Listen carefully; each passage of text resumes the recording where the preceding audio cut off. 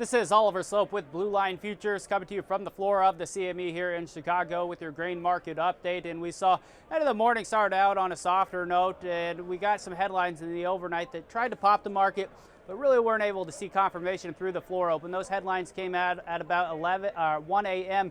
Central Time, and China suggesting that the U.S. have agreed to walk back some tariffs that was not confirmed from the United States until a bit later in the trading session, where you started to see soybeans rally and some of that spillover strength in beans spill into corn and wheat a little bit to bring them off their lows. Nothing spectacular in those markets. I think a lot of market participants just kind of waiting, sitting on their hands, seeing what tomorrow's WASDE report comes out as. And it just so happens we're at some very important inflection points from the technical standpoint. For December corn, 377 to 380 is the pocket that I think is going to set the tone going forward. A close above here, I think, keeps the bulls in charge.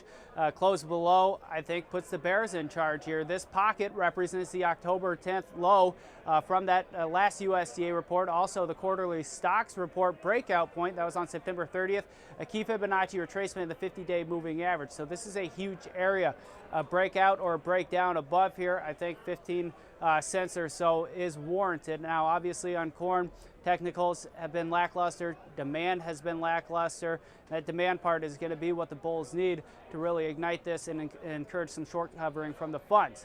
Now, as far as the soybeans go, we've been a lot more optimistic. The chart's been more optimistic. The demand side has been more optimistic, but we need to see some confirmation from the USDA tomorrow. Close out above 940, I think, warrants a move towards those recent highs at 960, which also coincides with the June high. So a lot more optimistic on the soybean side of things.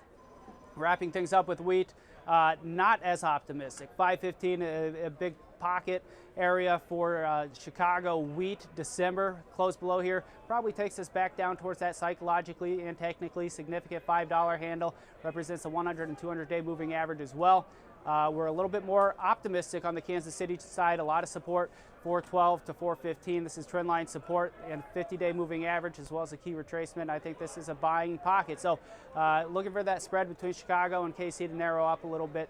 That's what's, something we're looking at here to wrap up the week. Something you should be looking at too.